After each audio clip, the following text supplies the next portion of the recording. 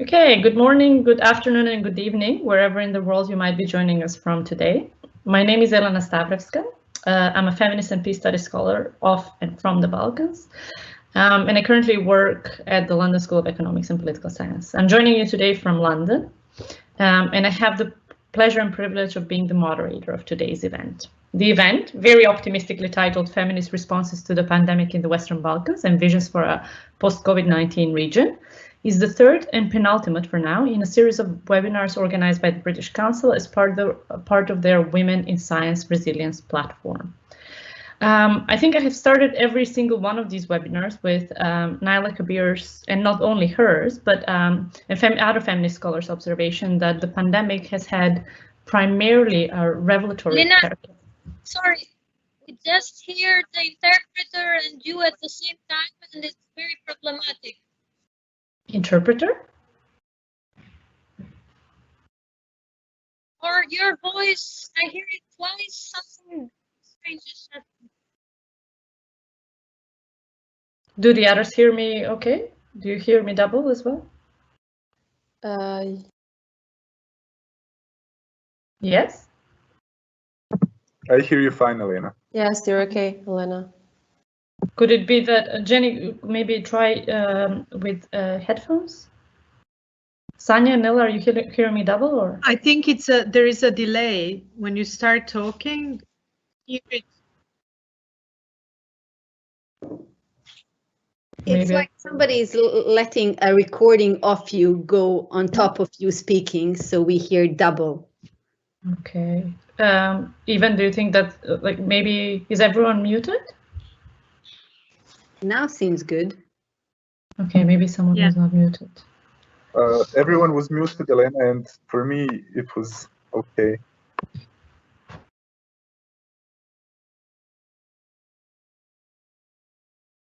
Right, if you're joining from continental Europe, well, parts of continental Europe, 1 p.m. I did obviously jinx this by saying that we don't have any technical issues so far in this webinar. But either way, I was welcoming you and just introducing myself.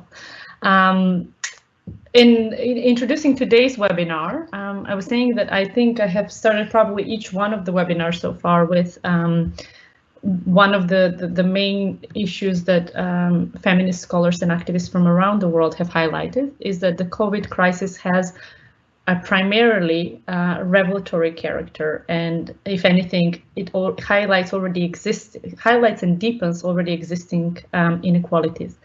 Now, to feminists in general, and the feminists joining us today, this is nothing new. To the contrary, something that we've been talking about for decades, if not centuries. So in addition to so it's important to remember that the current pandemic and the management thereof through lockdowns and curfews has shown even more, not only the crisis of public health many countries around the world, including those in the Western Balkans, are facing, as well as the crisis of neoliberal capitalism, but also, and relatedly, I would say, the sharp existing intersectional inequalities. And we'll talk about this more as we engage with the speakers today. So in a way, around the world, the region not being an exception, the pandemic has kind of cracked open, pulled back the curtain further on existing racialized, ethnicized, classed, gendered, sexualized, and intersectional inequalities. So these have been evident in every domain of life, from the care sector, of who works in the care sector, for whom care is available. Then the assumption that in many of the societies around the world that the families, and this usually does mean women, can provide care in absence of childcare and elderly care facilities being available, to the overrepresentation of women on the front lines of the health sector, to the economy, where those working in the so-called informal economy have been hit the hardest and often not included in the government's responses. And therefore having to choose in a way between ensuring their livelihood or remaining safe, to the assumption that everyone has a home and every home is a safe one. And this has been an assumption both in the initial response, but in more recent response as well, even though we have seen a surge of domestic violence around the world and again in the region as well. We have already seen some first studies, well, actually not even first, a wave of studies on the gendered and gendering impact of the COVID-19 pandemic, with many not only showing the grim current situation, but also some suggesting that this will significantly set back gender equality and equality in general for decades to come. So with all this in mind, not optimistic at all, today's webinar starts with a curiosity about what the situation has been like in the Western Balkans and how it connects to global trends. So I guess both the bad and the good news is that we are not an exception in relation to what's happening elsewhere in the world. Today, I have the distinct honor of being joined by 3 speakers who are incredible activists and researchers working in and on different countries in the region. We have speakers from joining us today from Albania, Bosnia and Herzegovina, and Serbia. So let me introduce them one by one. Xheni Karaj is the Executive Director of Aleanca LGBT, which is the Alliance Against Discrimination of LGBTI people in Albania. Xheni holds a master's degree in psychology awarded by the University of Tirana. She has been working for 5 years as head of international relations at the National Audio and Visual Media Authority, which is an independent Albanian regulatory and watchdog public institution. She has been a tireless campaigner for gay rights and leader of the Albanian LGBT movement in Albania. And in this capacity, she's one of the founders of Aleanca LGBTI and Streha LGBTI, the first residential LGBTI shelter in all Eastern Europe. For several years, she has been one of the only public spokesperson of LGBTI issues in Albania. In her work experience, she has gained a lot of knowledge on LGBTI and human rights issues, lobby and advocacy, training and capacity building for different groups of professionals, project management, design and implement specific programs for volunteers, fundraising, public awareness, and so on. So Xheni clearly is an outstanding LGBTI activist, a well-respected regional figure in the field of human rights, and also the first ever Albanian lesbian to come out on television. She's viewed from the LGBTI community in Albania and feminist groups as an encouragement and role model, while she's a real motivation and point of reference, especially for the lesbian community in Albania and Balkans. Thank you for joining us today, Xheni. Thank you very much for the invitation. Thank you. We also have today with us Nela Porobić, who is a feminist activist from Bosnia and Herzegovina. Nela works with the Women's International League for Peace and Freedom, or as we all know it, as WILPF, where she leads on their feminist political economy work. The main focus of Nela's work is formulation of feminist alternatives to mainstream neoliberal political economy of post-conflict reconstruction and recovery processes. Nela also coordinates WILPF's activities in Bosnia and Herzegovina, consolidating Bosnia's conflict and post-conflict experiences so that they can be shared through WILPF's feminist networks and through solidarity dialogues with women in similar situations. She is the co-author of the report's concept and framework for development of gender-sensitive reparations for civilian victims of war in Bosnia and Herzegovina, and a second report titled A Feminist Perspective on Post-Conflict Reconstructing and Recovery, the Case of Bosnia and Herzegovina. If you haven't had a look on these reports, I strongly recommend them. Thank you for joining us today, Nela. And last but definitely not least, we have Sanja Nikolin, who is joining us from Serbia today. She is a public and private consulting director and is a feminist advocating for women's economic empowerment, gender-responsive budgeting, non-discrimination, and innovation as preconditions for full gender equality. She's a member of the Civil Society Advisory Group with the UN Women Europe and Central Asia, and a member of the regional consultation initiative Future of Equality She Talks. Over the past 20 years, Sanja has been active in the disability movement, especially with regards to user-led service design and political participation of women with disabilities. She's a researcher and community of practice leader with co-authored over 20 gender analysis, including gender analysis of budget cuts and budget reallocations in response to COVID-19, then gender analysis of government measures in response to the current crisis, and analysis of impact of the pandemic on political participation of persons with disabilities. Sanja actively supports the PLHIV community advocacy for peer counseling service mainstreaming and is committed to keeping the doors of the women's movement more open for young feminists. Thank you for joining us, Sanja. So before we get started, just a couple of housekeeping rules and then we'll dive right in. Today's event will last approximately 90 minutes, with the first 60 minutes or so, well, after I'm done talking, being dedicated to the speakers addressing the core questions around which the webinar has been organized, following by some 30 minutes of Q&A. The audience members will remain muted throughout the webinar, but you have a chance to ask questions in the chat box, which I will then convey to our speakers. Please feel free to write your questions as you think of them or at the end during the Q&A, whichever you prefer is fine. I will kindly ask the speakers to mute their microphones when they're not speaking to prevent any interferences. And finally, please note that today's webinar will be recorded. So without further ado, let's get started. I would first like to ask our speakers to reflect on how the COVID-19 pandemic and related responses have affected gender equality in your country or the region. And so let's start in the order in which I introduced you. Let's go with Xheni, then Nela, then Sanja. Xheni, the floor is yours. Okay. Thank you again for inviting me in this panel. I'm really honored to be among these amazing feminists.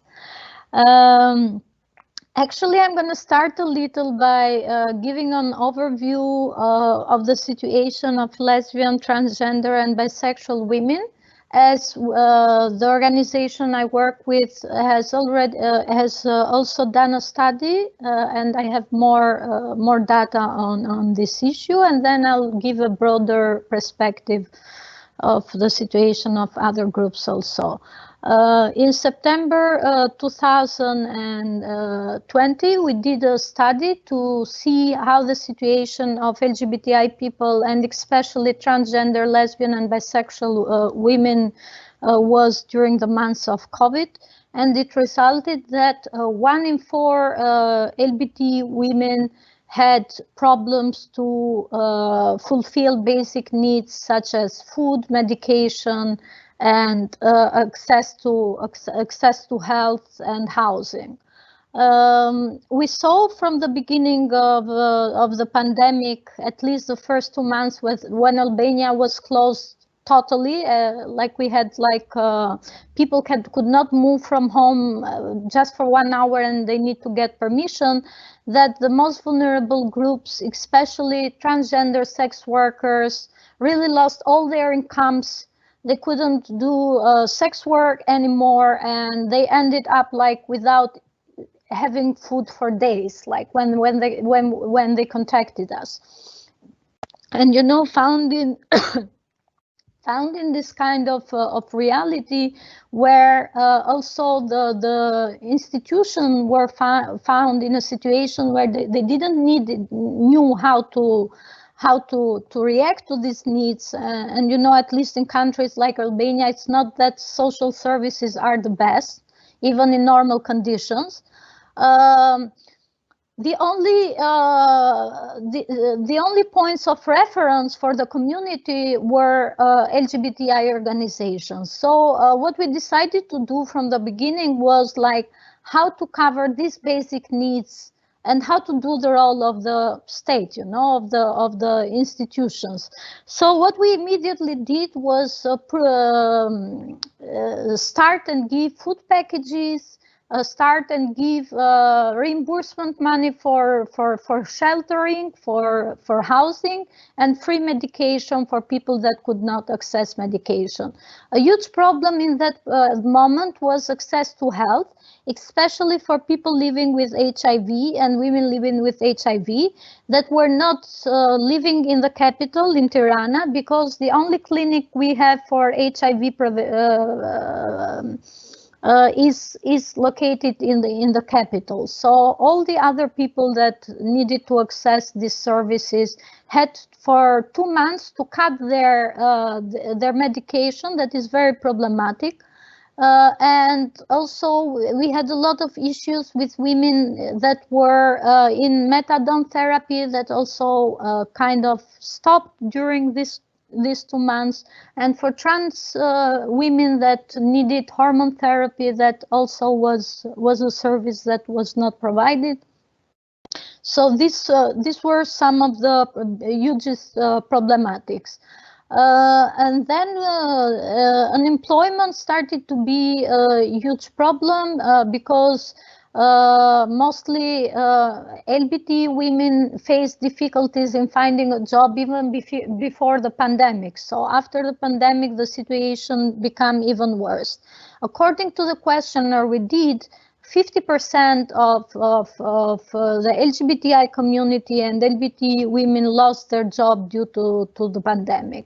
The consequences of losing the job was not only reduced financial resources, but also due to the fact that they couldn't cover housing, they had to get back in their families where they were not accepted in many times. So they had to live in abusive families and to go and live back with their perpetrators. And according to our study, only 7% of the cases of discrimination were reported in the institution. Most of the cases are still very underreported. So this was a huge problem that we identified during the pandemic. Also, the other problem with employment was the fact that many not only LGBT women, but many women in general in Albania work in works without insurances and very badly paid, like women in façonneries. Do you say in English façonneries that work in these fabrics? Many women like working in this sector and in the call center sector. They worked in very bad conditions where it was very easy to contract COVID, and the employers were not like giving them the possibility to work in safer conditions. So many women got infected in that period, and that's the reality even nowadays, actually. And due to the fact that they are not recorded as employees, like they work in the black market, they couldn't even get the worst. In Albania, we call it the worst salary. It's the salary that the government gives you when during the period that people could not go to work, like during the restrictions. And this kind of measures mostly impacted not only LGBT women, but women in general. Another problem was, as I said, housing. And what we did for the housing, it was not only the rent reimbursement, but also giving the service of the shelter. We have, as you mentioned before, we have opened for many years a shelter now. That really came to help in this difficult situation. And also we saw that very important for passing these challenges was the operating of the SOS LGBT, that is an online platform.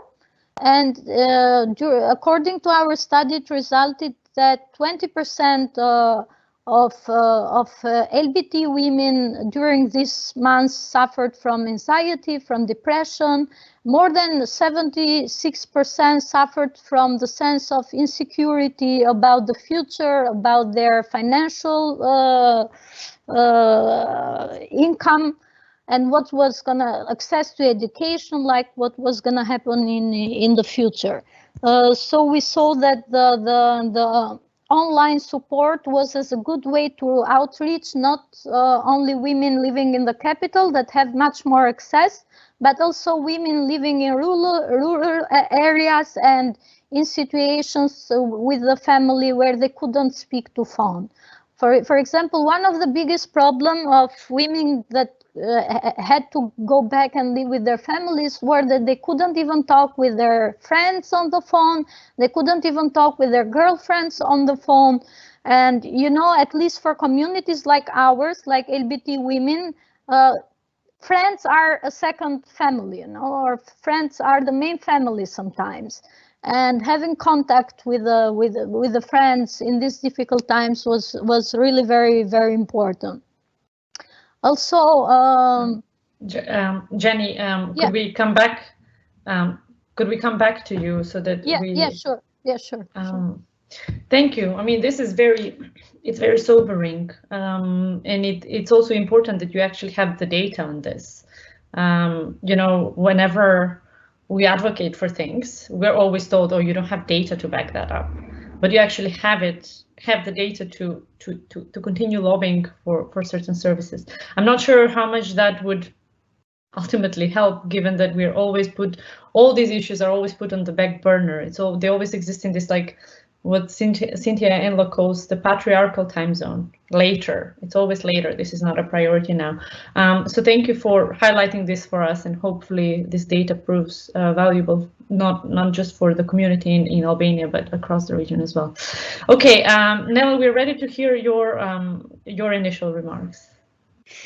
Hi, Elena, and thank you so much, and hi to everybody joining us and to my co-panelists. It's really a pleasure to be here, but I do have to say I find this conversation, it's a difficult one because we are, you know, in the midst of the pandemic very much still, and the things are again getting really bad in Bosnia, I guess the third wave, which sort of makes it really difficult to talk about the effects. I mean, we can see some of them, but I think, unfortunately, the worst is yet to come, in particularly if we look at the socioeconomic consequences, but also the political ones.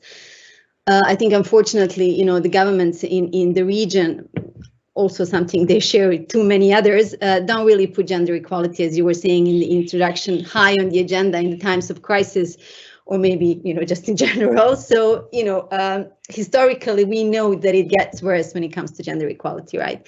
So speaking from the perspective of Bosnia and Herzegovina, what we also lack is good statistics and data on gender equality. I mean, we do have, but I've, during my previous research, always found them not really helpful to fully understand what is going on in terms of gender equality and where women really are. So I think in a way, we lack a proper, from a feminist perspective, not just gender mainstreaming perspective, but from a feminist perspective, we're lacking a proper baseline to know where we were and where we'll be post-pandemic, if we can imagine a world post-pandemic. So I think what we do have now is that has been done in the last years, couple of research done by the UN agencies and OSCE, and these are sort of qualitative research based on interviews with a number of people. So I think we are still in a period where we can make estimates, but not really any definite conclusions as to where sort of gender equality will land. And what we can estimate, I think, for all the reasons that Xheni was mentioning and you were mentioning in the introduction,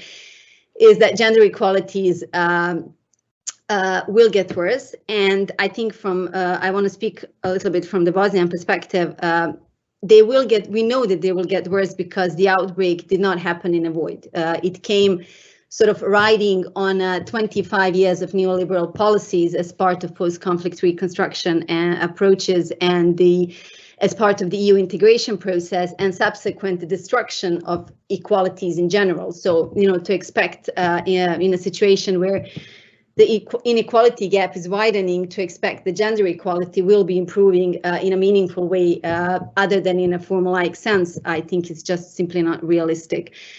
And I think in order, you know, to understand what effects the pandemic will have on gender equality in Bosnia, we really have to sort of look at and understand the pre-existing challenges and the structural oppression, and how the political economy of post-conflict reconstruction and recovery has upheld and actually still upholds and recreates the oppressive structures. And these are the very same structures sort of that keep pulling women and other marginalized groups down, even when seemingly the society is sort of going forward. So, I mean, it's been 25 years since the end of the war, right? And, you know, which is quite a lot. It's like 1/3 of a person's life, or it should be at least a normal, healthy person. But, you know, it's really not enough when you look at how well Bosnia has been doing in terms of post-war recovery and sustainability of the peace, not enough at all. And if we look at some of the unaddressed consequences of the war, we could almost foresee, you know, once the pandemic hit, we could foresee the trajectory of the pandemic and the government's response to it. And it was always going to end up badly. I mean, there was like no scenario where this would be a rosy picture in any sense. So, for example, the failure to reconstruct our healthcare system, and I'm not just talking about sort of infrastructural reconstruction, but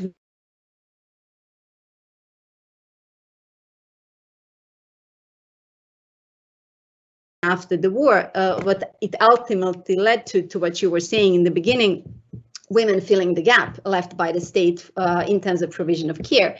And it also meant that the state and our different administrative units, because Bosnia is so divided, over the years have been doing less and less of providing that care because they're basically relying on the citizens to take care of themselves. And for those, that can afford it, we have the private clinics. And if you can't afford it and you really badly need healthcare, such as surgery, there's always crowdfunding. I think that's basically how people of Bosnia now support their healthcare. And the global free market wasn't really slow to catch up. So our doctors and I think this is a destiny we share in the region, sort of are now working in Germany and Austria, or elsewhere. And then came the pandemic. So, we have this destruction and erosion of the healthcare system that happened during the war. Then the continued destruction through the neoliberal approach to recovery, where sort of investments in the public sector were withheld for the benefit of the private investments, created a perfect storm when the pandemic came. And again, we know what happens in these situations. What always happens is that women take over the care burden. And I think, when women fill these gaps, this also does not happen in a void. When women stepping in to provide the care instead of the structures that have both an international and national obligation to do so, that means that they effectively they don't have time to actively and equally exercise, their citizenship, their right to participate in public space, by demanding their rights, by taking up employment, by, healing themselves, taking times for themselves for whatever they've been through. In case of Bosnia, there's like the whole history of war, then there is the pandemic. That space for them shrinks, and it was very small to begin with. And just to tell you an anecdote, just the other day for the International Women's Day, I got this, the usual message saying, why are you so angry all the time? Women have gotten so much. And, obviously, I'm not going to go into the angry stuff. It doesn't matter. But, this idea that women got anything is simply like really, really so wrong, because women have fought throughout history for the equality, for whatever equality we have. And then when you have to spend time, picking up the slack from the state, and you have to rely on private actors who are ultimately interested in profits, then we really have an issue with sort of equalities, or to even maintaining the ones we have already gotten over time, to say that in quotes. And just towards the end, also from a Bosnian perspective, I think it's really important for us to look at the utterly, failed governing system and the transition to capitalism as part of our peace agreement. And that, might sound as unrelated to COVID or gender equality, but, as it turns out, it's all part of the same conversation. So this almost unexplainable decentralization of the country, which is almost exclusively locally and internationally, I would say, talked about in terms of, it's decentralized so that we can protect civil and political rights of certain ethno-national group, but is not talked so much about in terms of sort of the system's inherent inability to deliver social and economic rights. So we've had, education, decent work and salaries, healthcare, housing, decent pensions, something that was like really a need immediately after the war, wasn't provided for, and turns out is at the core of this pandemic. So, and this is my final point is, the very same politics that were pushed from the international actors like IMF or European Union are still being pushed today. So again, the expectation that something different will happen, that we will somehow build back differently while doing more of the same, is for me just simply not realistic. So we have a very bad, I have a very bad prognosis, so to speak. Thank you, I'll stop here. Thank you, Nela. Yes, I mean, for me, it's always mind-blowing when I see different initiatives about women as peace builders. And yes, I mean, women historically have been peace builders, not all women, of course. but then it's almost like there's an assumption that women have healed. Women have, like, there's no need for women to reconcile. They've already reconciled, and, you know, let's just move on by getting women again to do more labor. But also, I actually quite I enjoy the fact, not enjoy, appreciate the fact that you're bringing in capitalism or the crisis of capitalism, although that's inherent in capitalism, I would say, because I think the separation of COVID from all the other crises that are happening is also quite neoliberal if you think about it. It means not recognizing the vast impact that COVID has had, but also the inequalities that have led to COVID affecting communities so differently, right? But anyways, we'll talk more about this during the discussion. Thank you again, Nela. Sanja, the floor is now yours. Well, in Serbia, pretty much like the two previous speakers, the situation is similar. We have also used this crisis to incubate inequalities deeper and to centralize government and get further away from rule of law. So quite handy for some, not for many. The government's response to COVID was rapid. That's a good thing. 1 month into the pandemic, there was already, there were already measures in place. And the economic assistance package in 2020 was worth 5.8 billion euro, which is 12.5% of GDP, so significant assistance. The good of it is that the state was trying to preserve private sector jobs and liquidity, but basically was focused on employment. It was doing so by targeting all private sector actors, including the macro and the micro and small enterprises, where women really are in the private sector, with assistance of 978 euros over 3 installments. But there were conditionalities. Enterprises could only lay off 10% of the workforce, which for micro enterprises that employ up to 9 people meant nobody could be laid off. So they were in a different position, and women being in this sector really were left without access to other fiscal incentives because they could not fulfill this criterion. So the assistance was gender blind and generally blind to the needs as well. We understand that in crisis, when you don't have good data, it's difficult to target, and that, you know, the spillover effect is minimal because even those having higher salaries are not really having it easy in a crisis. But a year into the crisis, we still do not have better data. For instance, we do not have data on firms by ownership, ownership of firms by sex. Although this is very much in the strategy of the Ministry of Economy. And so there was a universal transfer of 100 euros to all citizens, all adult citizens, which was good because it targeted women in the informal economy, women without access to regular income, women working in the care economy and, you know, unpaid work. So, but that was not really sufficient because 100 euros was welcome at the start of the crisis, but it did not really solve anything later on. There were not a single measure targeting gender equality. And as you all know, crises are great opportunities when the status quo is disrupted anyway, to come in with gender transformative measures. So it would have been a nice opportunity that was, of course, missed. But not a single measure, despite women's higher risk of poverty, because women in Serbia who are aged 65 or more are at a 50% higher risk of poverty, and single-headed households are mainly headed by women. 80% of those are headed by women. Women who are inactive on the labor market constitute 56 almost % compared to 38% for men.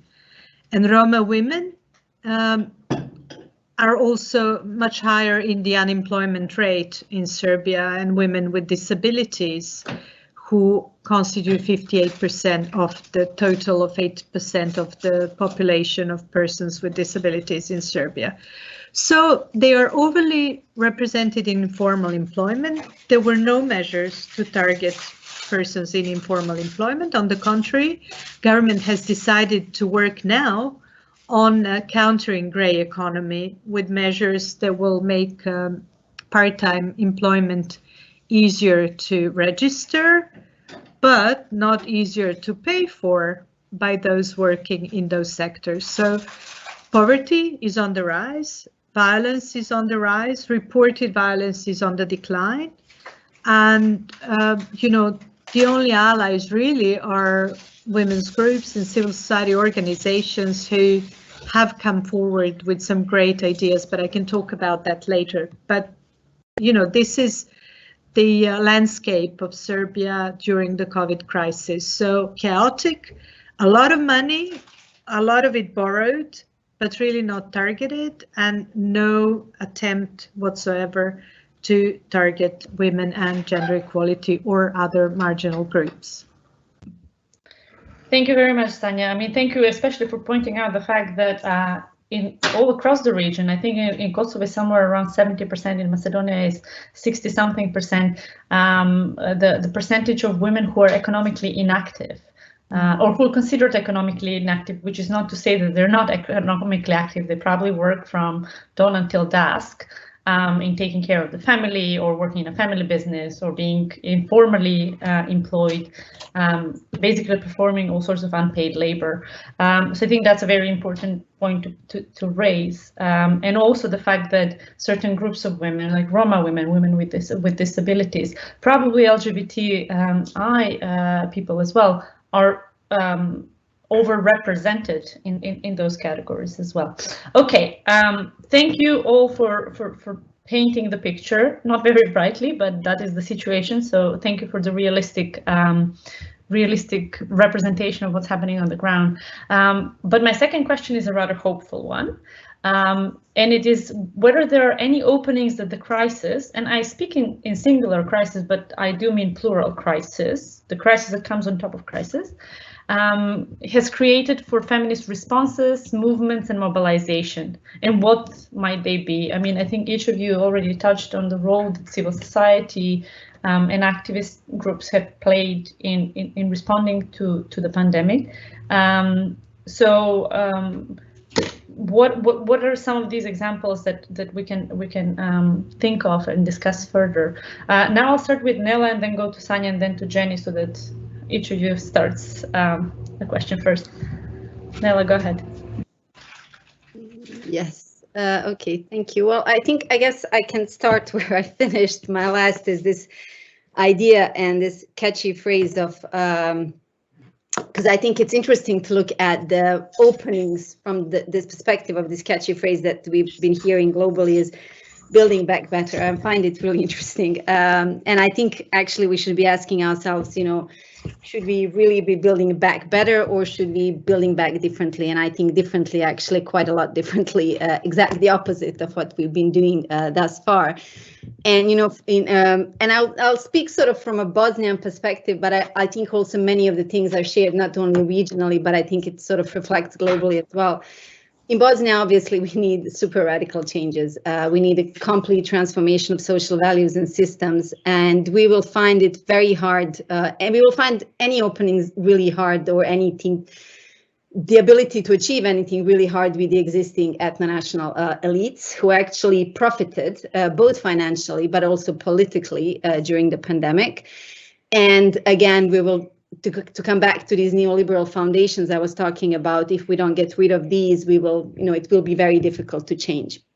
And I think there's another thing that we need to recognize about talking about the opportunities is that in today's Bosnia and Herzegovina, there's basically no real social, political, and economic dialogue within which we could embed sort of gender equality or feminist policies. I think that's for me, from where I'm standing, that's really important because social, political, and economic interests of the people living in the country have a long time ago stopped being represented in the parliament. So only interests that are being represented and only interests that are visible are those of individuals and groups that gather around same or similar economic and, very importantly, ethno-national political and economic interests. So, and I have to also add, unfortunately, the international actors that have been very present in our lives in the country ever since the war are part of this game. So the only people that they truly play with are the ethno-national political elite. The rest is for show, which only, which means in terms of the opportunities that any attempts to advance,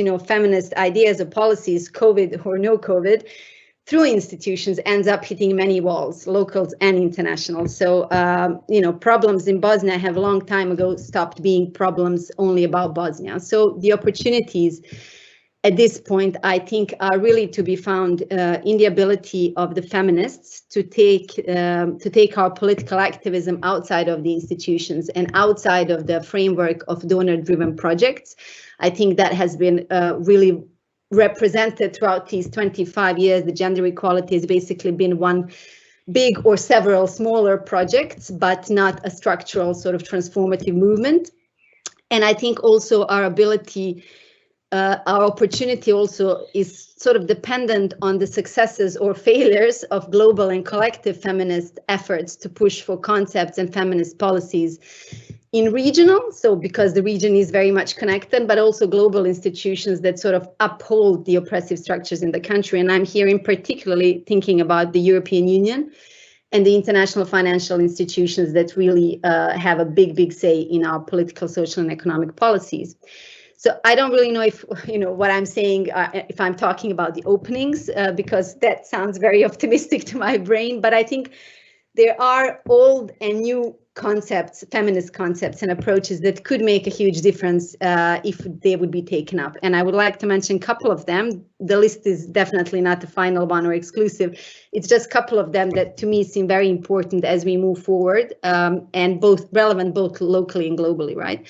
So one of them, and this obviously, I mean, I work with the Women's International League for Peace and Freedom, and for us, demilitarization, disarmament is hugely important, and I think it holds true for Bosnia and for the region as well, for our societies. It's one of the essential foundations for how we transform our societies. And if we look at the world today, and if we look at the available statistics, basically the societies today are highly capable of waging wars, right? But they are not capable of providing care.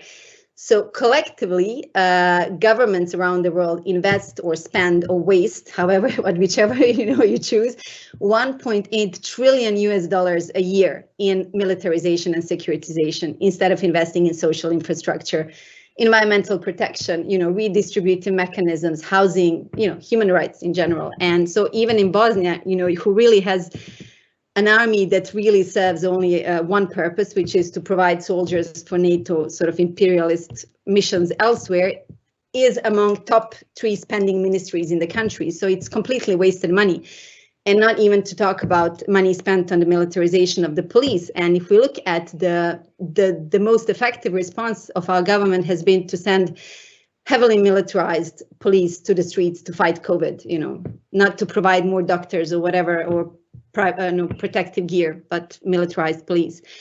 So, demilitarization obviously is really important for us from the perspective of peace, but also when we think about the massive amount of money we could, release and instead invest it in social infrastructure. And, obviously, and we talked about it earlier, from a feminist perspective, we really need to claim or reclaim, if you wish, the central role of social infrastructure, the role it plays in sort of achieving gender equality.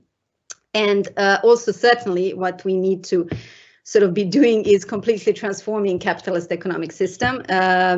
We should be measuring the success or failure of our economic system by its ability, our society's ability to sort of guarantee human security and the well-being of the collective, within which then, again, social investments in social infrastructure would prevail, as well as investments, I think, in social and economic policies of solidarity, and not just, within a country, but also between countries.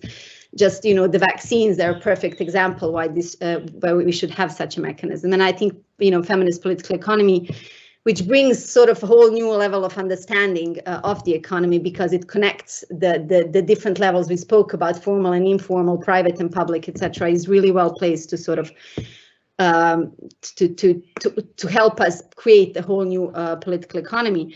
And just the final point, from a feminist perspective, we spoke about it earlier as well, and for sure we'll continue speaking about it, is care. And I would really like to mention the concept, which I'm sure you've probably heard of, is this promiscuous care, which I like very much, which was launched by a care collective in their manifesto of care. And if you haven't looked it up, I strongly encourage you to do so. I like it very much because it advocates that the issue of care is not just a matter of physical care for someone, but it's basically a broader concept based on a society's capacity to care and nurture everyone and everything.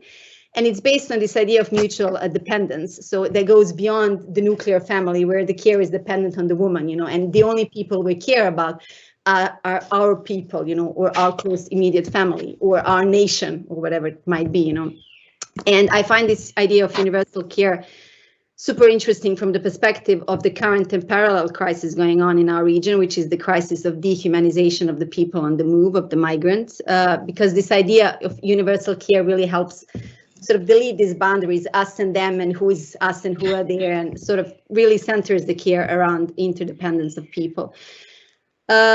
Yeah, so maybe you were looking, I'm finishing, but maybe you were looking for something more concrete, and I don't know if this is openings or not, but I think this particular moment in history, and you've said it in the beginning, you know, for feminists, we've already seen this, but maybe it's a real eye-opener for everybody else to see exactly how badly our society is doing, and how, you know, ideas that might sound for somebody or might have sounded as super radical are actually not so radical. And maybe if we don't talk about it now, we might not be talking about it soon enough. Thanks.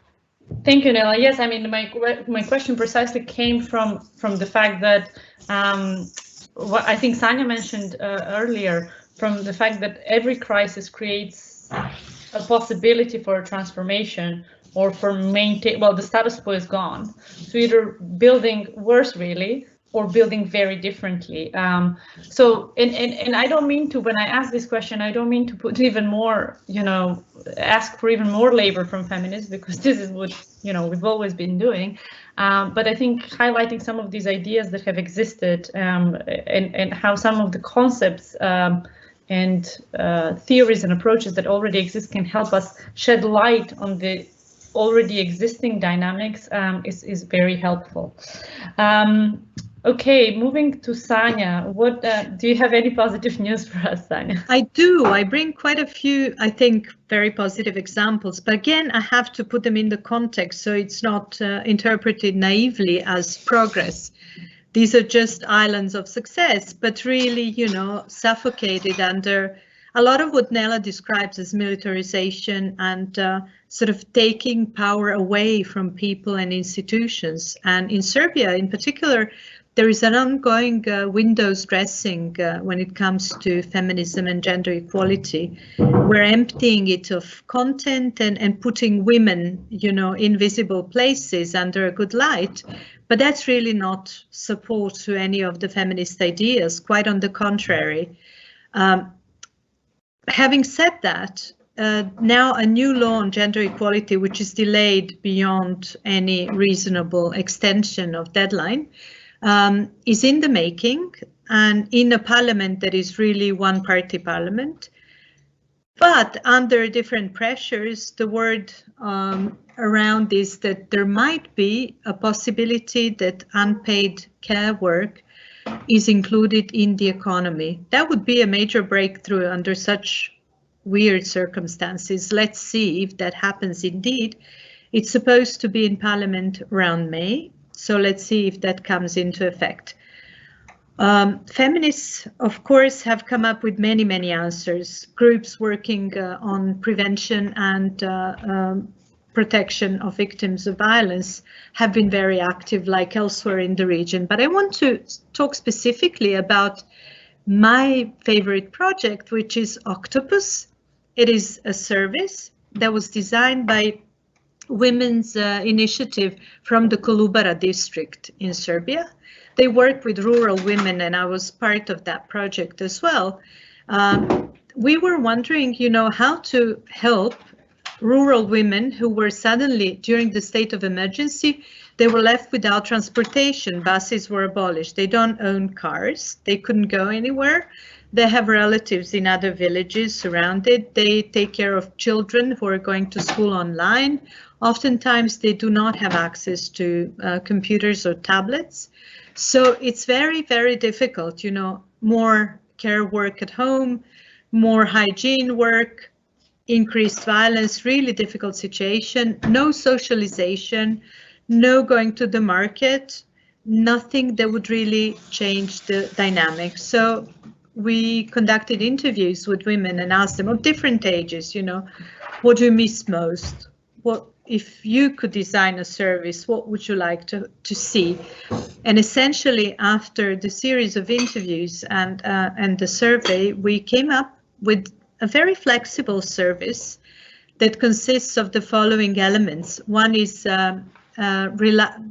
respite or relax. So it is to give women space where they do not have to be functional at home. Take them outside of the home and give them time for socialization. And they were the ones deciding what kinds of socialization activities they wanted to do. Then we have get trained, and they also selected what they wanted to learn about. There was a distribution of tablets so that their kids could really attend online classes better. But women also were trained in the use of those tablets and essentially social media, those that did not have access to them. Get mobile, which is women having a car, were giving employment as sort of informal drivers of other women who wanted to go to a nearby city or, another village nearby, and they would just transport them. Love Yourself, which was protection of mental health and physical health of women, because this crisis really has depressed many persons, women and men, girls and boys. It has really left them somehow in a dark place, I think, and nobody is really paying attention to that unless you have access to private healthcare. And then Support Knowledge, which was an activity to support children, school-going children, in attending schools. And the interesting thing is one of the trainers was studying in the US and she could not live. She was stuck in that village for a while. But then when she went back to the States, she decided to volunteer 1 hour a week to her English class students, so now they have Zoom calls with her in the States. And then Empower, which is supporting ideas in the economic sphere, supporting entrepreneurship of women, and Get Together, which is support to women's groups and formation of new initiatives in rural areas in Serbia. So it has really, sorry, I do have a dog that responds to other dogs. The response was excellent, and we have really created a bit of a stir in the villages that were participating. Of course, this was a pilot project that took place over 2 months, but now this association is really doing whatever it can. There are no avenues, regular avenues, to mainstream innovative services. And although our strategy says that, we're counting on innovation in social protection, there's really no way to mainstream them. And even the standardized licensed services are not being provided. Another one that I think is very good by another NGO called Amity is counseling for informal caretakers. They have noted that people, during the state of emergency, you couldn't even go to see your relatives, and they were persons with disabilities who were completely dependent on somebody's care. They couldn't go to bed on their own. They couldn't eat or dress or, do the basic errands on their own. And this was really traumatic. and people were like left alone, completely without advice, without information. So disabled persons organizations have advocated to change that and to allow informal caretakers to, do their job. But there was a massive burnout, and they were so concerned, will I take COVID to the person I'm taking care of? What if I can't go? What if I'm ill? And that really they burnt out and needed support. So they started up this counseling for persons providing informal care, and now they have an association, and they're also working towards mainstreaming. So these are just 2 examples, but so many needs are captured. You have feminist organizations all over the country who are aware of the needs, but there's just nobody who would listen, and that is truly sad. So we must find a way to get our voices heard, in ways that are new or innovative. Thank you very much, Sanja. I think these are. Thank you. I think these are very good examples of. Once again, I think finding openings or finding hopefulness, I guess, at the very micro level, because we've seen this, I think, around the globe, that it's been primarily communities, civil society organizations responding to the immediate needs, creating a bond of solidarity. And I think this is something that Xheni was already talking about, and I will invite her to reflect on this next. But as Xheni was saying, pretty much LGBTI organizations were the only one recognizing the needs and responding to the needs. But anyways, without going into your remarks, Xheni, could you, the floor is now yours to please share any examples or ideas from Thanks. Your It was experience. very inspiring to listen to Nela and to Sanja. And I really think I got some good ideas from Sanja, also from all the innovative projects in Serbia. Actually, I think that what happened and what is happening, it was like a wake-up call, not only for people in general, but for organization in particular. I think that during these years, many of us has lost a little the touch with the community and with the ground.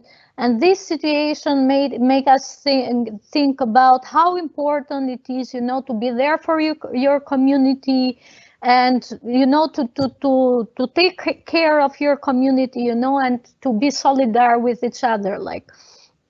And I think that, at least me personally, that's what I learned during this months. And I think in this regard, I learned that it is very, very important in situations like this to be more intersectional, because in our countries we have been learned with this rhetoric that human rights should be put in a hierarchy. Firstly, we are learned with the rhetoric that derives from our politicians and from the politics, that necessities and needs are put in a hierarchy, and human rights in countries like ours always come at the end of the hierarchy of other needs, and I think this should make us realize as NGOs that there is not a hierarchy of human rights. Roma rights are not more important than LGBT rights. Women rights are not more important than other rights. We should all get together in situations like this and fight a system that is much more stronger than us. And it has backup from neoliberal policies, for example, and we should think about ideas how to be more innovative. But we should also think that we are very strong, because I said to you that our powers is our communities, something that the rest doesn't have. And we should make donors and politicians aware that they shouldn't impose us their politics, but it should be us imposing to them our needs, our ideas, and our own policies, because otherwise we are never going to have, as Nela said, like really big change, and what we need in this moment is to have like a touchable big change. And like me as a lesbian, I don't want to, I've passed like 35 years of my life being treated as a third-hand citizen, you know, and I don't want to live anymore like this, you know. It's our life is going away, you know, and we still don't have the rights that we deserve, and women don't have the rights they deserve, you know, and still we are fighting. For example, during this 8th of March, we did the protest, and we still are having this debate by males saying, like, what do women want and what do women request? You know, they have everything. That it's such a stupid rhetoric, you know, and still in 2021, men are teaching us how we should do feminism and how we should be feminist, and like, we have enough of this, you know, and it's time to really like have big changes in our societies. So that's it. Thank you, Xheni. Indeed, I mean, here in London, in recent days, there's been a case of a young woman disappearing from the streets. And of course, well, not of course, but her being a white British woman living in London, this did attract a lot of media attention. It turned out that the person who probably has harmed her, we don't have a full report on this yet, was an actual policeman. And it's interesting because in parallel to that, we have had findings from a survey come out that every young woman in the UK has experienced some form of sexual harassment at some point in their lives. And of course, you know, all the women are now sharing their stories about how when we walk down the streets, we fear of someone who is walking behind us. There's so many fake calls that we try to make to our friends, or well, actually sometimes real ones as well, to ensure that we're safe. And I see all of you are nodding because this is absolutely not news to anyone. But then the advice at the end of it was that women should not walk in dark places or walk by themselves at night. The advice was not, maybe men should stop raping women, maybe men, and it's not just men, of course, and not all men, let's not get into that, but maybe we should also focus that response elsewhere. Maybe the problem is not that I cannot walk freely at night, but the person who is actually the source of that prevention of my freedom. So absolutely, I think it is high time to also stop having these conversations over and over again and move towards some transformative change. So now looking forward, this question sounds silly, I realize that, but what do you see as a priority or priorities in creating a more equal post-COVID-19 region? And why I think it sounds silly is because this invites you to imagine a post-COVID-19 region, which right now feels very far in the future, with several countries in the region not having received any vaccines, I think, or not having a solid strategy of receiving any in the foreseeable future. So let's start now with Sanja, then Xheni, then Nela. And in the meantime, let me just remind the audience to please add any questions you might have in the Q&A chat. Hopefully we'll have time to address some of them. Sanja. In November, something I'm a member of, and it's called Women's Platform for the Development of Serbia, has had a once in 5 years strategic meeting, and we have come forward with our priorities for the future, and they're very different from what the mainstream development plans look like. They really focus on ecofeminism, on green economy development, on solidarity, on innovation, on the knowledge economy building, on, you know, social services in function of gender equality, access to healthcare for all, and so on. We're moving away from that in reality. But if I were to take out one priority, I think definitely would be complete and utter reform of the education system. Although we were fairly rapid in switching to the online mode, that can hardly be called education. It's really sufferance for all of the actors without any guidance for anyone in the system. And I think it's time lost, and time is really the most precious resource that people have. And it has again showed the symptomatic inability of our systems to put users at the center. It really wasn't about children. It was more about how difficult teachers were finding it. And I'm sure they were, because they did not receive any guidance. But, you know, a year later, we could still hear in parent meetings that, you know, how a class will be organized depends on the teacher's skill, as if the school had nothing to do with developing that skill, as if, you know, Zoom-based or other platform that is widely used-based trainings are so difficult to organize, as if learning was not part of the teaching profession. So I think we have got it all wrong. And I think, you know, we have learned a lot. Kids were more natural in switching to online mode. But again, that cannot replace human contact, and additional efforts needed to be made by the society to ensure that and community-based information. All information channels have centralized, and again, you could not hear what happens in your municipality. You could not know what shops are open around your home, but you would know what happens in Belgrade, you know, or in the central sort of institutions. So this is generally, I see it as getting real, you know, between the state and the citizens. I think we have polarized in so many ways during the pandemic, further and more, because the protection of public sector employees was much better than the protection of private sector employees. So we do not have the same rights, you know. We cannot talk about, you know, basic income seems like an obvious thing to do. And so many things seem obvious to me. But I think I would start with education sector reform.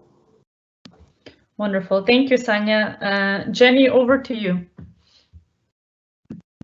I'm going to be short, actually, and I would say that what we need to do and how we need to react in the future is like be more radical in our movements. We have always, you know, we are used to people telling us, you know, be careful with what you say. Be careful in like building bridges and, you know, and do this and do that. You know, I think it's not working that much, this kind of strategy. I think that we need to, as Sanja said, we need to teach the new generation, educate it with more like feminism, because at least in countries like ours, when you use the word feminist, people get scared. Girls get scared, women get scared, you know. We have to talk more about feminism, because I think to have a transformative changes in societies like ours, patriarchal societies, I think that education on feminism is the only thing that can bring like a radical change. And I think that the new generation is much open to listen and to learn and to be more active in this regard. Actually, that's my own experience. And that's where we should actually start with our work as activists.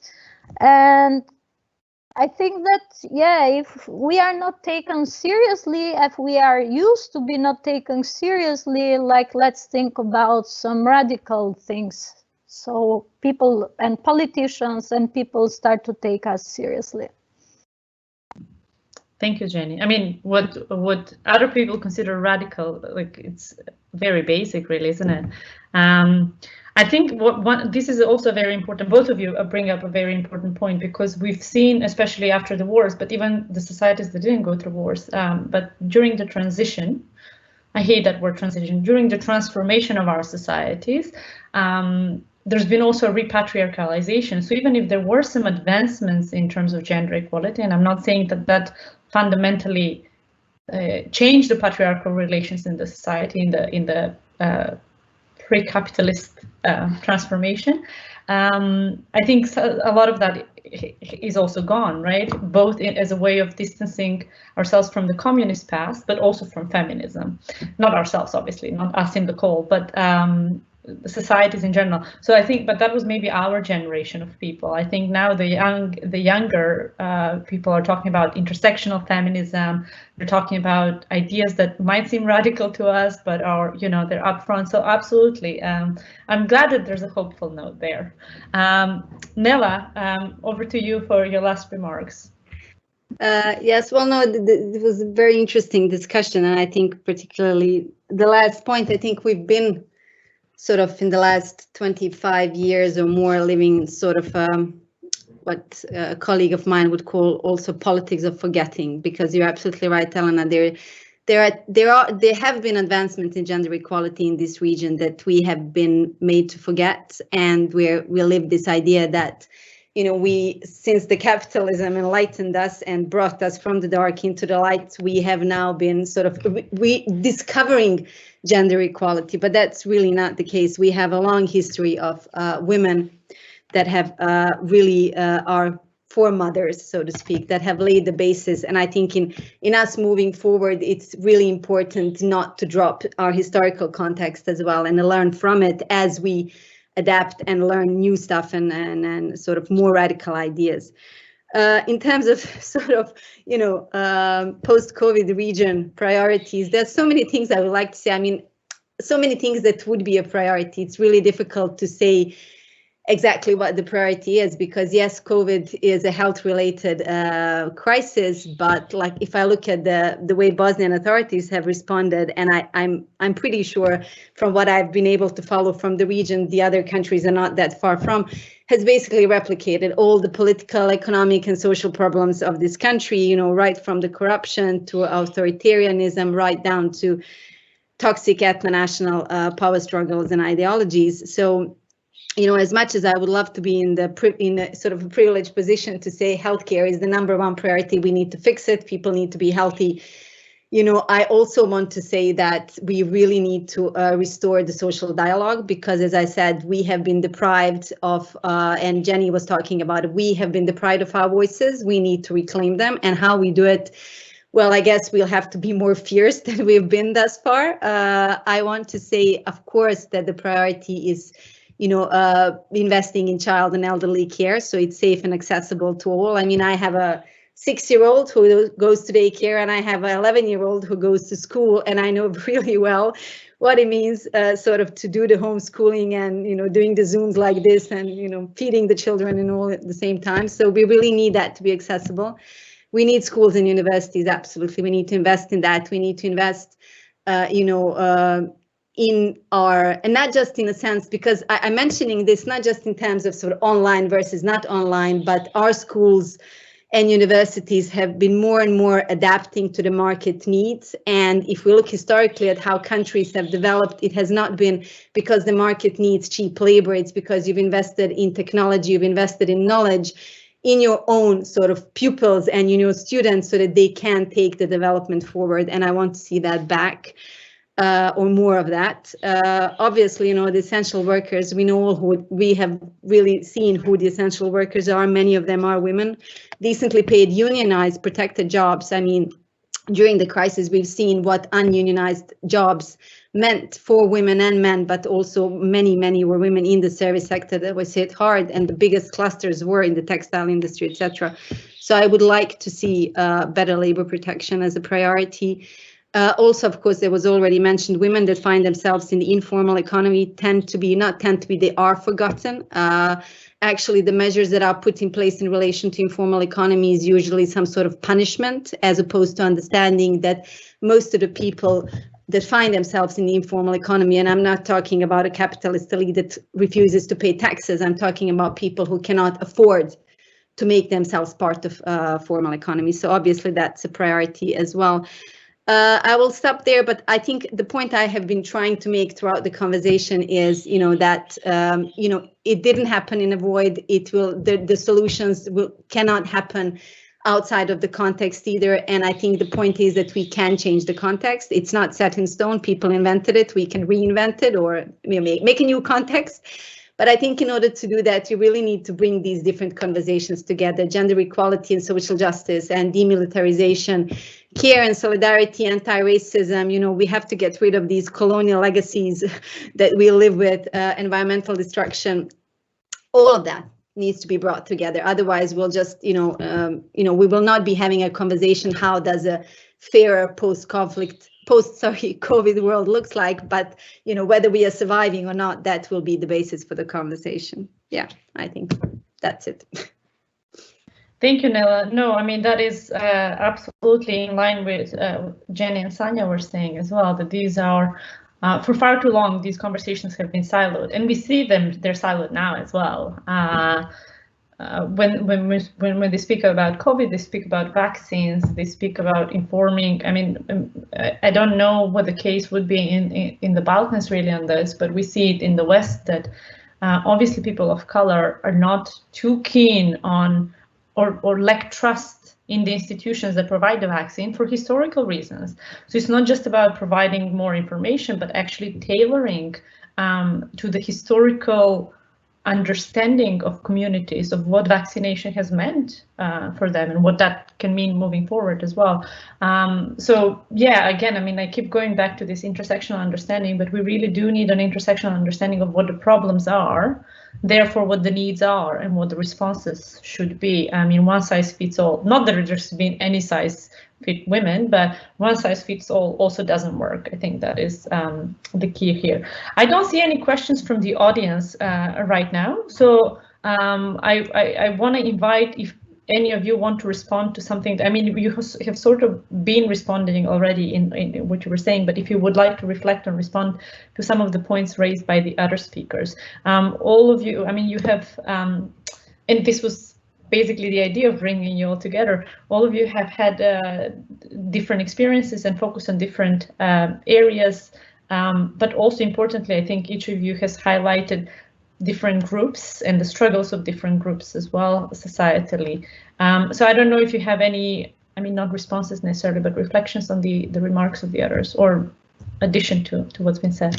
Yeah, Xheni, go ahead. Yeah, I'll just be very short, and I would say that I think discussions like this are very important, not only like to share experiences, but I also think they are very important because like this 1.5 years, I felt in a safe environment. I've learned so much from each of you, and I think we should have much more often discussions like this. And it's a question of sisterhood, and we should also educate the new generation with the idea and the importance of sisterhoods, and to have this kind of discussion not only in our countries, but also like we have exchanges in the Balkans where we have so much common things, and maybe in the future when things change, also to have this kind of discussions face to face and get some good energy and some strength from each other. I want to say also that I'm intrigued by Xheni's idea of more radical, and I would be willing to explore further that with the other people in this region. What do we precisely mean? I see it happening in terms of stopping natural resource grabbing that is ongoing. For instance, in Serbia, you have villages where people just won't let go. They don't want to let another small power turbine being, resulting in captivation of a river in tubes or something like that. They just don't want. They don't care if it's illegal or if it's violent or if they're just ready for it all. And that generally breeds success. When you're determined to go all the way, then you can succeed. But also we are caught up in workload, daily life functioning obligations, and realities that sometimes, feminist initiatives fall flat because there just aren't the numbers. It's hard for us to organize a march or a protest or a strike. So it has to be realistic. Again, not another burden on our time.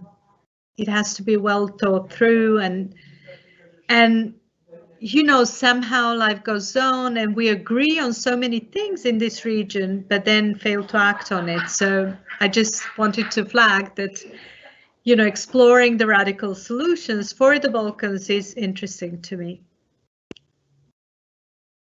Thank you, Sanja. And indeed, I mean, you both bring up important issues. I think solidarity across the region has been very important, especially, I mean, civil society organizations and activist movements across the region have been pretty good at doing this even before the most recent crisis. But I think in the current crisis, this has maybe been highlighted even more. Again, this might be the siloed little echo chamber in which I exist, but I have seen a lot of that during the pandemic. And Sanja, on the issue of, this is what Shirin Rai called depletion. Women in general have been depleted, and feminists even more so. There's this time poverty that we're facing. By the time, when I was doing part of my research in Bosnia, a lot of women who would be considered economically inactive, they would say, oh, I don't do anything. But then when you ask them, their day is filled with providing labor that is generally unpaid, and they work from 6 a.m. until late in the night.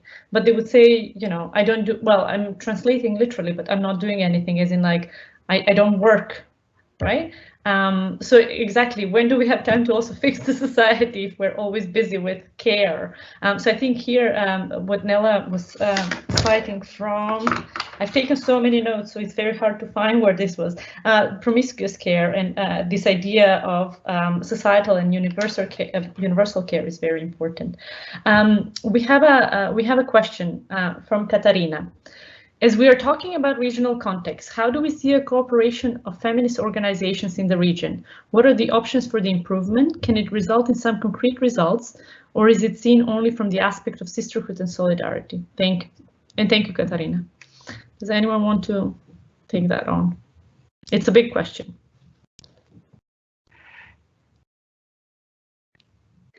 I can start the answer. It's not probably the answer. It is a big question. I think it's up to each and every one of us to sort of think how we can develop that further. But as it happens, the way I met Xheni was actually a couple of years ago. WILPF in Bosnia was the organization I'm working with, was exploring the idea of how regional feminism sort of networking could look like and how far we could take it and how we could support each other. So we had meetings, but it didn't grow into much. But we did travel around the region and sort of talk to feminists. And one of the things that was striking for me was that there was connections, but it was usually issue-based. So LGBTIQ groups had their networks and women organizations working on domestic violence or GBV in general, one network. So there was no sort of overarching feminist networking. And that, I mean, there are very various reasons for it. For example, I wouldn't claim that in Bosnia there is a feminist movement. I mean, some feminists would disagree with me. I'm definitely in sort of, my position is that we don't have a feminist movement. We have feminists, and we have feminists working together, but a movement as such does not exist. So that can also be, it's easier to do one issue. But I think the question was also then, is there what I guess option, what ability, capacities we do have and what potential there is. I think when we look at the region, I mean, we didn't discuss it that much because it wasn't the subject of the conversation, but we are very much still entrenched in the ethno-national and nationalist. And I think maybe it's even getting worse. I'm not sure. I mean, if you look at the Croatia and development, and also I have to bring in this concept of Western Balkans. I really dislike it. I think that's something the European Union has colonized us with, this idea that there is a Western Balkans and then there is another Balkan, and soon enough when somebody else, and so I think it's problematic. So, but we do have issues with him, and I think we as feminists, if we look at the core values of feminism, could sort of go above the nationalist rhetoric and could support each other more than we do when certain issues come. I mean, Bosnia is always sort of looking around, on our shoulders to the left and to the right, Croatia and Serbia, what is going on, what sort of issues we will be importing. also being seen as the little sister that, you know, people need to take care of somehow. So I think, I mean, I'm not super concrete in my answer, but I think there is opportunities that we need to explore, but I don't think we have thus far. And as somebody was saying, you know, the transformative, the moment to sort of change is here. So let's try to do it, but we would need it, I think. Support each other. Also, I just need to add, because, you know, when you look at the Balkans, we are like semi-periphery of European Union, or periphery of European Union and semi-periphery of the world, and that sort of brings different conversations to this discussion. So yeah, I'm all for system. Sorry, go ahead. I want to thank Katarina for the question, and I really am okay with pluralism also in feminist movement, and I think it's a sign of maturity that we have dispersed in so many directions, and we have different priorities, but we do share some of the values that I think connect us still strongly enough to be able to build joint action. And I think in this region, compared, for instance, to Latin America and the Caribbean, we have had a particular lack of regional support initiatives. And I think everybody has a part in us not being better connected. It would be so easy. People enjoy it. You know, organizations working on violence against women, they're fairly well connected. Organizations working on some other area are also well connected, but you don't have funding opportunities. You don't have regional organizations. I think a lacking innovation would be to have a regional organization, you know, civil society, because we're so fragmented, I think by design, so that we couldn't get our heads together around the issues. So every time we meet, we just talk about, this is what it is like in my country. That is what it is like in your country. And it's the same, you know, like, we could skip the intro, but we don't, because we feel like identified and personalized if we have a say. So we have very little time, very little support.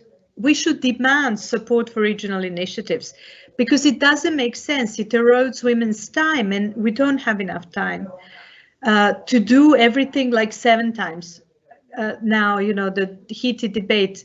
Unlike Nela, I'm really a fan of Western Balkans. I think we share a space, we share history, we share, you know, gastronomic sort of, we share so much that is unique and separate from the rest of the Balkans, at least in my experience. I'm a big Balkans lover. I have chosen to live in the Balkans, but we can never be given a break to get organized. And I think that is, in my mind, it's not even, it's worth working at the community level and regional level. I think national level is a lost time, really, so. Yeah, it's a beautiful question, and I think here we really understand what's the importance of intersectionality. You know, we have been, as I said before, I don't want to repeat it myself, but it's very important. We have been growing up in cultures that have taught us to be very segregal in our approaches, and like we have always thought that LGBT organizations should only work from LGBT organization, even in a regional aspect, because we have more like things in common, and the causes in common and stuff like that. We have to deconstruct this way of thinking. And we have to understand that we can even learn more from organizations or from individuals that don't work in our field than sometimes from each other, because sometimes you end up in a vicious circle, you know, talking the same issues, having the same approach and doing the same mistakes and not learning anything new. So that's, I think the question, the answer is always like being intersectional, and maybe think about some projects that can be more like regional and can enrich all our movements, you know, and get us back together. I don't know. Thank you. And I mean, again, I want to thank Katarina for asking this question, because I think we're ending on a hopeful note. Paulo Freire says that hopefulness is a very political act in and of itself. And we do lack hopefulness in our region all too often. Whichever way we call our region, I do think that Western Balkans rather than Balkans is problematic, but that's a question for another discussion, much longer than this. I want to thank you all, each and every one of you, for such wonderful, important insights and interventions. You've given us a lot to think through and to think about moving forward. I do hope that not just discussions, but actions on base of these discussions happen and continue forward in the future.